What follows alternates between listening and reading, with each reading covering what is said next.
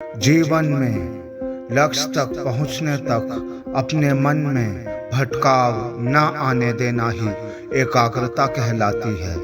जीवन में सफलता प्राप्ति के लिए माइंड कंसंट्रेशन का बड़ा महत्व है। जीवन में किसी भी बड़े व्यक्ति के जीवन को उठाकर देख लें, उन्होंने जीवन में एकाग्रता को बनाए रखा है। किसी भी क्षेत्र में व्यक्ति की सफलता को निर्धारित करने वाली सबसे महत्वपूर्ण मूल और निर्णायक कारक उसकी एकाग्रता शक्ति होती है। उदाहरण के लिए महाभारत में एक दिन पांडवों और कौरवों की तीरंदाजी की शिक्षा देने के दौरान गुरु द्रोणाचार्य ने अपने विद्यार्थियों की एकाग्रता शक्ति को परखने का फैसला किया। गुरु द्रोणाचार्य ने पेड़ की शाखा पर लकड़ी की एक चिड़िया लगा दी। वे एक एक करके अपने विद्यार्थियों को बुलाते और उनसे उस चिड़िया की आंखों पर निशाना लगाने को कहते। विद्यार्थियों द्वारा आंख पर निशाना लगाते समय गुरु द्रोणाचार्य उनसे पूछते कि आपको क्या दिखाई दे रहा है। उस समय हर एक विद्यार्थी ने उत्तर दिया और किसी को पेड़ की शाखाएं नजर आती, किसी को पूरी चिड़िया और उसके आसपास की चीज़ें नजर आती, लेकिन सिर्फ अर्जुन ही था जिसने कहा था कि उसे सिर्फ चिड़िया की आंख दिखाई दे रही है। ऐसा इसलिए हुआ क्योंकि सिर्फ वही था जो चिड़िया की आंख लक्ष्य पर खुद को एकाग्र कर बाकी सभी आकर्षणों को पीछे छोड़ पाया था। यह उसकी एकाग्रता शक्ति थी जिसने उसे उस समय के सबसे बड़े धनुर्धारियों में से एक बनाया था। विद्वानों का मानना था कि एल्बर्ट आइंस्टीन विशेष तकनीक का प्रयोग करते थे जिसके जरिए वे किसी भी चीज़ पर आसपास के आकर्षणों को नज़रअंदाज करते हुए 1 घंटे से अधिक समय तक ध्यान केंद्रित कर सकते थे। हम यह बात जानते हैं कि 6 पैक एब्स एक दिन में नहीं बनाए जा सकते। इसे बनाने में समय, प्रयास और समर्पण लगता है, कठोर मेहनत लगती है। इसी प्रकार किसी को भी अपनी एकाग्रता शक्ति बढ़ाने के लिए समय, प्रयास, अभ्यास, कठोर मेहनत की ज़रूरत होती है। लगातार मेहनत की ज़रूरत होती है मेरे दोस्त। एकाग्रता शक्ति को बढ़ाने के लिए कुछ टिप्स इस प्रकार हैं। Take enough rest.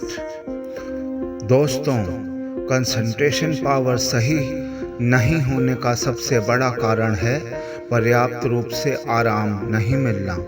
दिमाग का शांत होना एकाग्रता कंसंट्रेशन के लिए सबसे ज़रूरी है, लेकिन जब आप दिमाग को आराम नहीं दे पाते हैं तो वह इधर उधर भटकता रहता है और वह एक जगह फोकस नहीं हो पाता है। इसलिए दोस्तों, आपको दिमाग के शांत करने के लिए आपको सही समय पर सही मात्रा में नींद लेनी होगी। आपको रेगुलर एक ही टाइम पर नींद का, खाने का और आराम का सही समय पर सही काम करना होगा। Make plans. हर काम का आपके पास प्लान होना चाहिए। एक टू डू लिस्ट आपको तैयार करनी है, क्योंकि बिना प्लान के जब भी आप काम करने बैठोगे तो बहुत सारे डिस्टर्बिंग एलिमेंट्स जैसे ईमेल, व्हाट्सएप, फेसबुक कुछ भी आप करने लग जाएंगे जिससे आपका फोकस काम पर नहीं रहेगा। तो इन सब को दूर रखने के लिए आपके पास एक प्रॉपर प्लान, एक टू डू लिस्ट होना चाहिए। उसमें 5-10 मिनट आप ब्रेक ले सकते हैं जिससे आप ईमेल चेक कर सकते हैं। अपनी स्टडीज़, अपनी हॉबीज़, एक्सरसाइज, प्रॉपर रेस्ट के लिए आपका पूरा एक प्लान होना चाहिए। शारीरिक व्यायाम करें और बैलेंस्ड डाइट लें। स्वस्थ शरीर में ही स्वस्थ मन का निवास होता है। अगर कोई व्यक्ति बीमार है या कई प्रकार की बीमारियों से ग्रस्त है तो वह अपने मन को एकाग्र नहीं कर सकता। इसलिए एकाग्रता में सुधार लाने के लिए शारीरिक व्यायाम और स्वस्थ आहार बहुत ज़रूरी है। तेज कदम से टहलना, दौड़ लगाना जैसे एरोबिक व्यायाम आपके मस्तिष्क में ऑक्सीजन की मात्रा को बढ़ाते हैं। एरोबिक्स व्यायाम को अपने दैनिक जीवन के सुखद भाग का हिस्सा बनाएं। यह आपको फिट बनाए रखने में मदद करेगा और आपकी एकाग्रता शक्ति को भी बढ़ाएगा। ताली बजाएं, थोड़ा हंसें, व्यायाम से वार्म अप करें। ये बेहद हल्के व्यायाम हैं जो आपके तनाव के स्तर को कम करने में भी मदद करते हैं। खुश रहें, laughter is the best medicine. व्यायाम के अलावा स्वस्थ आहार भी एकाग्रता के स्तर में सुधार लाने के लिए बहुत महत्वपूर्ण है। कुछ ऐसे भोजन हैं जिनका व्यक्ति के मन पर सकारात्मक प्रभाव पड़ता है। ऐसे भोजन को अपने जीवन में अपनाएं, जंक फूड खाने से बचें और ऐसे भोजन को अपने आहार में शामिल ना करें।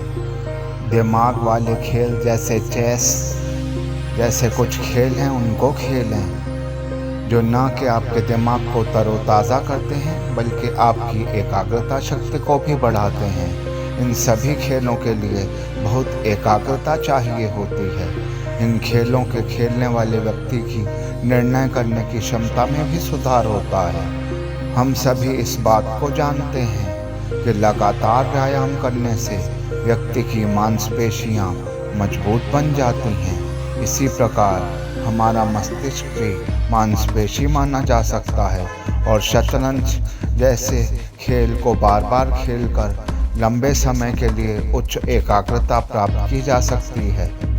मेडिटेशन, ध्यान करें। ध्यान की प्रैक्टिस आपकी कंसंट्रेशन पावर, एकाग्रता को जरूर इम्प्रूव करेगी। रोज़ ध्यान की प्रैक्टिस करने से कुछ ही दिनों में आपको हर काम में बेहतर नतीजे दिखाई देने लगेंगे। Take short breaks and sound sleep. छोटा ब्रेक लें और गहरी नींद लें। रिसर्चेस से पता चला है कि जब कोई व्यक्ति सोता है या आराम करता है तब उस व्यक्ति का मस्तिष्क रीबूट हो जाता है। आराम करने के बाद व्यक्ति का मस्तिष्क अधिक कारगर तरीके से काम करने लगता है। एक दिन में एक साधारण व्यक्ति 7 से 8 घंटे की नींद ही लेता है। बहुत अधिक सोने से भी आपकी एकाग्रता शक्ति पर नेगेटिव प्रभाव पड़ने लगता है। काम करने के दौरान या पढ़ाई करते समय छोटा ब्रेक लें या आधे घंटे की नींद भी ले सकते हैं। ऐसा करने से आपका मस्तिष्क तरोताजा हो जाएगा और आपकी एकाग्रता शक्ति भी बढ़ने जैसा भी है, लेकिन आने वाला कल को बेहतर बनाने की एक इच्छा, एक विश, एक डिजायर हम सभी के मन में होती है।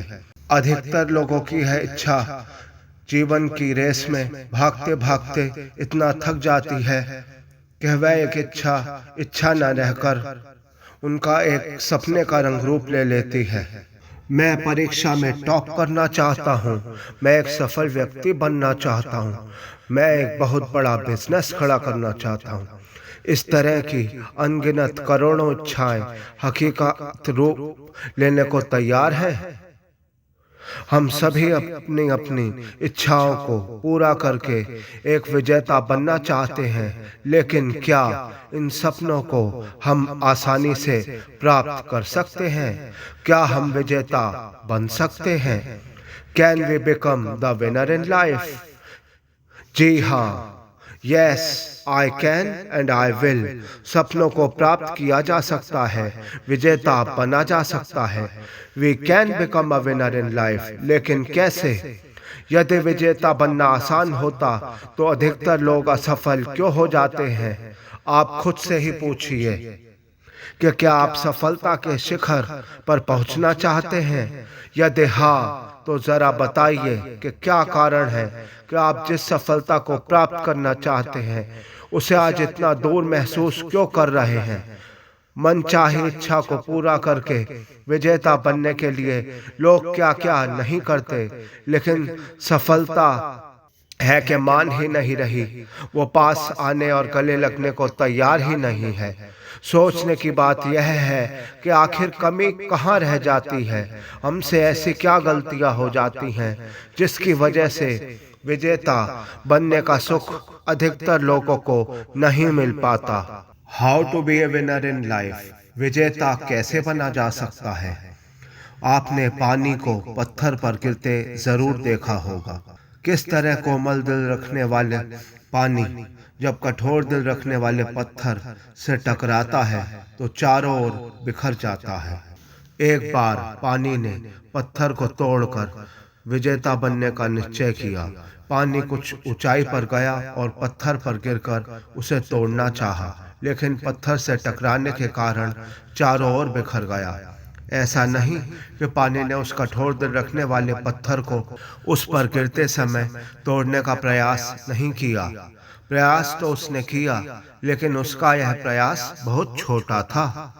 अपने प्रयास को बड़ा बनाने के लिए पानी ने और अधिक ऊंचाई से गिरना शुरू किया, लेकिन इस बार वह पहले से ज्यादा तेजी से चारों ओर बिखर गया।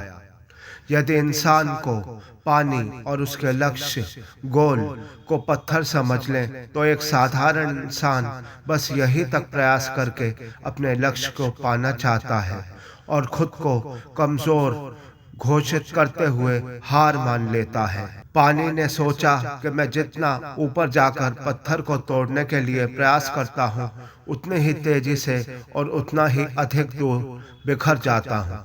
लेकिन इस बार और अधिक ऊंचाई से गिरने की ठान कर जैसे ही वह चला तो अचानक उसने देखा कि उसके दो प्रयासों से पत्थर अब बहुत साफ हो गया है और उस पर जमी मिट्टी अब हट चुकी है।